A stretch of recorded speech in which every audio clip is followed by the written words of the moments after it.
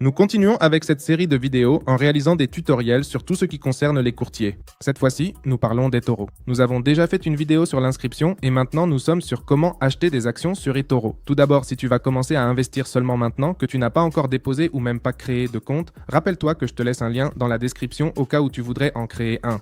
Deuxièmement, avant de déposer ton argent réel, je te recommande de venir ici où il est écrit « Passer en virtuel » en bas de la page et de cliquer sur « Passer au portefeuille virtuel ». Cela va te donner un portefeuille de 100 000 $. Dans mon cas, il me reste 78 000 parce que j'ai fait des essais et j'ai modifié cela. Mais bon, en gros, pour que tu puisses investir directement, ce que tu dois faire, c'est, disons que c'est la même chose dans le portefeuille virtuel que dans le portefeuille réel. En réalité, le portefeuille virtuel, c'est de l'argent fictif que nous n'avons pas, mais les fonctions et le reste fonctionneront de la même manière. Donc pour investir, tu dois déjà savoir dans quoi tu vas investir. Donc tu vas aller là où il est écrit découvrir et ici vont apparaître toutes les options que nous pouvons acheter sur eToro.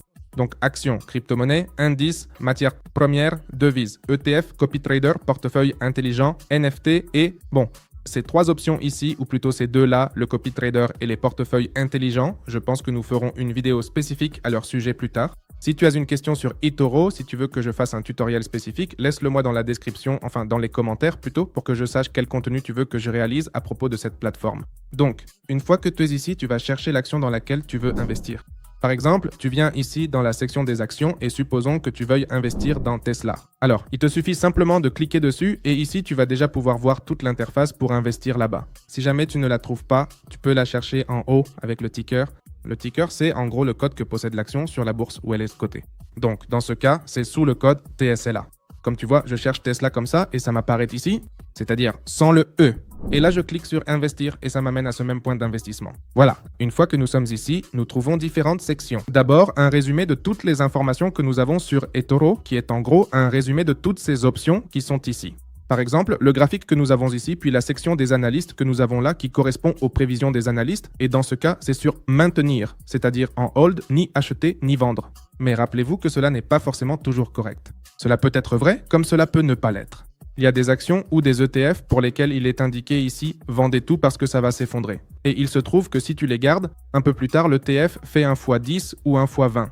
Donc ce point est vraiment à prendre en compte, à étudier, à considérer comme un point de départ, mais il ne faut pas s'y fier à 100%.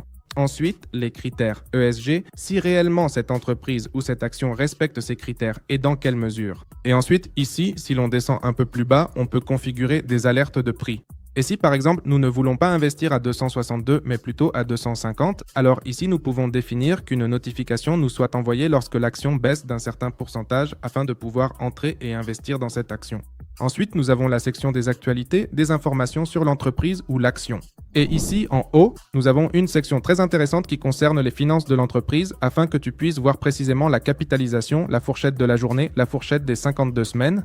Ici, un résumé financier de la marge que réalise l'entreprise, la marge d'exploitation et bien plusieurs autres éléments par ici. Une fois que tu auras étudié tout cela, alors là oui, nous allons investir et cliquer sur ce gros bouton qui dit investir. Cette fois-ci, nous allons voir comment acheter des actions sur eToro, mais nous n'allons pas voir comment vendre à découvert, ou plutôt comment acheter à découvert. Nous verrons cela dans une autre vidéo. Donc, ici dans achat, nous avons plusieurs options. La première d'entre elles est ici, dans montant, où tu peux définir le montant d'argent que tu vas investir.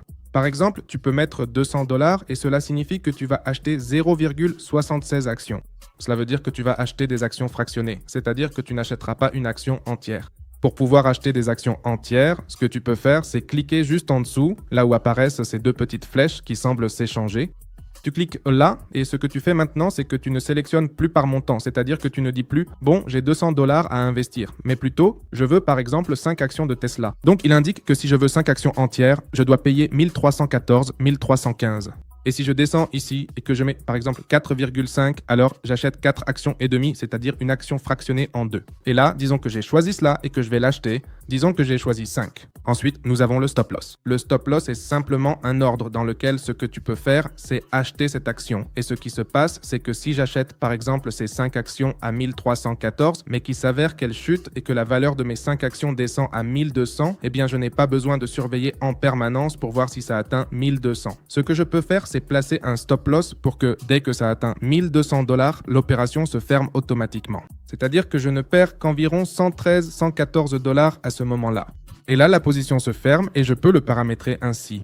Et ce que je fais, c'est que je n'ai pas besoin de surveiller si l'action baisse ou monte. Non, mais si jamais je perds ce montant d'argent, c'est-à-dire si cette action atteint ce prix indiqué ici, la position se ferme automatiquement, je vends automatiquement ma position. Ensuite, l'effet de levier. Nous n'allons pas l'expliquer en détail car honnêtement, je pense que nous ne devrions pas le faire, ce n'est pas quelque chose que j'apprécie, mais nous pourrions faire une vidéo spécifique à ce sujet. En gros, c'est comme s'endetter pour investir davantage. Et avec cela, tout comme on peut gagner beaucoup plus, on peut aussi perdre beaucoup plus. L'effet de levier n'est pas quelque chose que je recommande.